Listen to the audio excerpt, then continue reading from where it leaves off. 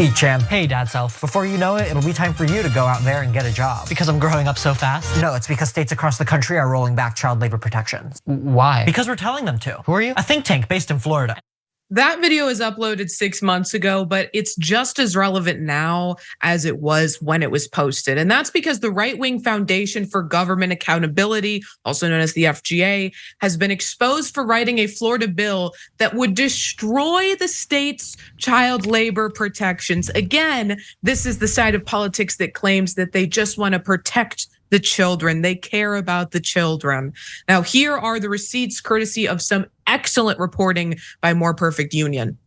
Attached is draft language on the youth worker freedom issue. Just remember that that's the name that they're calling this. Youth worker freedom issue that Representative Cheney expressed interest in to FGA. A lobbyist for the FGA's advocacy arm wrote in an August 28 email to an aide to Representative Linda Cheney, a Republican legislator from St. Pete Beach. Continues on, 3 weeks later, Cheney filed House Bill 49, a nearly verbatim copy of the FGA's proposal.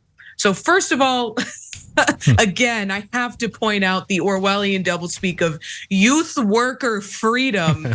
But more importantly, let's talk about what is in that bill. So currently under Florida state law, 16 and 17-year-olds can't do the following: work between 11 p.m. and 6:30 a.m. on a school night.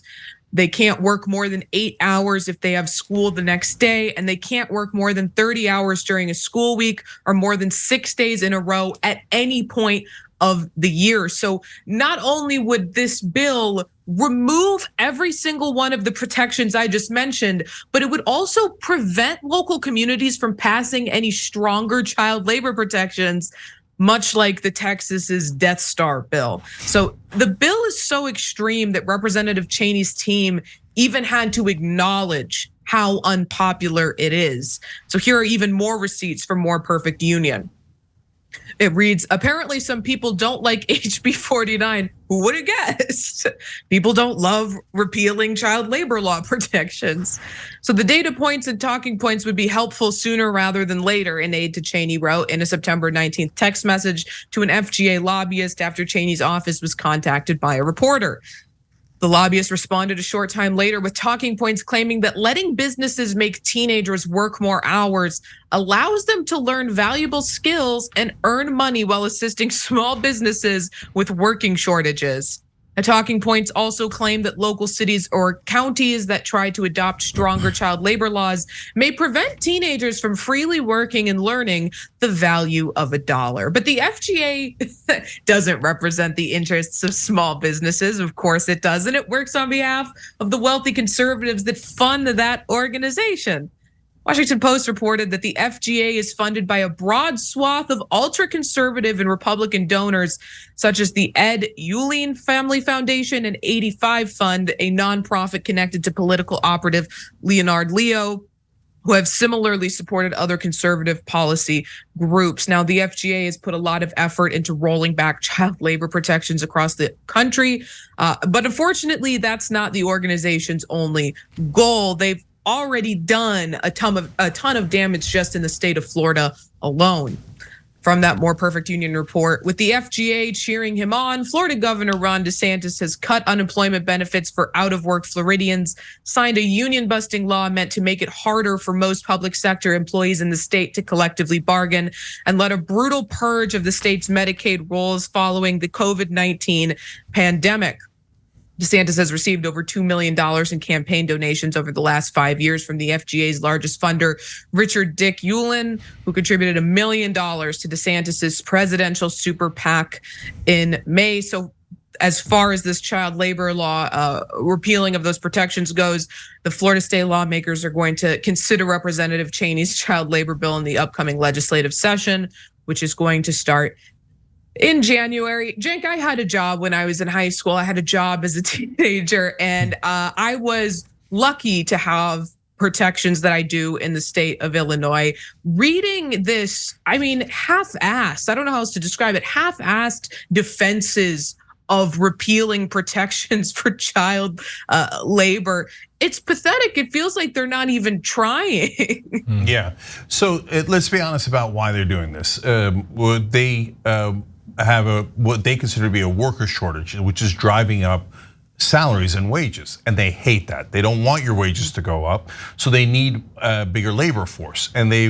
And unemployment is so low, and they don't want immigrants coming in, so they're saying, well, the only choice we have is your kids. So give us your kids, and we're gonna make them work late into the night because it extends past 11 p.m. now. We're gonna make them work in every way imaginable. Okay, so now, but to me, the really interesting part of the story is how clearly it shows you how politics in America works. So this group, funded by billionaires, goes and reaches out to this state representative. The state representative then asks in an email, can you send me a version of the bill that I will introduce? The representative doesn't write the bill. The pressure doesn't come from the citizens. They're not even trying to serve the citizens or the voters. They're just trying to serve their donors. So the billionaire donor sends them a bill and they hand it in verbatim, verbatim. They're just servants, okay? So they hand in the bill. And what do these billionaires want? Well, you saw all the things that Ray read: cut unemployment benefits, cut Medicaid, cut all these things in mass. These are all the things that this group has pushed for. Now they're on to your kids, and they're coming after your kids. So they're like, okay, make sure the kids are working. Then the representative asks, hey, do you have any talking points? Because she's never even bothered to care about this issue. She got a check, and she's gonna do exactly as she was ordered. So she does. She says, give me data. Apparently she introduced a bill with no data. And she's like, so I need propaganda, give me talking points. Then they give her talking points and they say, pretend it's for kids' freedoms and pretend it's for small businesses, even though you know we're billionaires. And she says, yes, sir, right away, sir. And then she does that. And then the media dutifully reports it as, oh, on behalf of small businesses, the conservatives and Republicans in Florida are trying to give children freedom. Yeah. Ramesh. Corruption, plain and simple, right? I mean, it's just a great illustration of the corruption of politicians by those with power and wealth in our nation, and this is just a great example of that.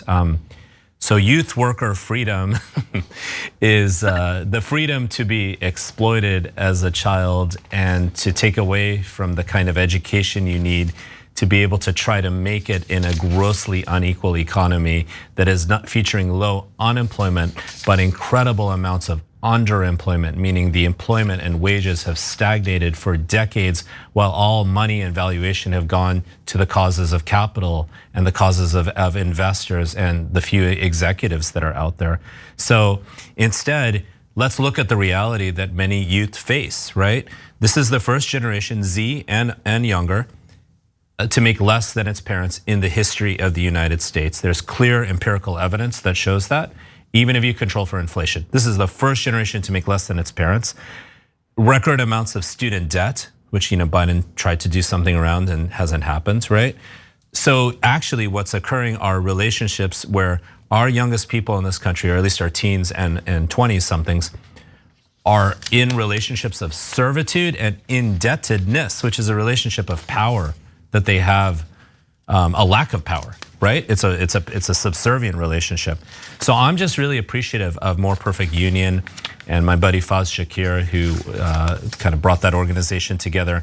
And I think it's interesting to see this story in relation to what we see occurring, where we see a more unionization energy in this country than ever before, and more alienation by younger people of both these corrupt political parties.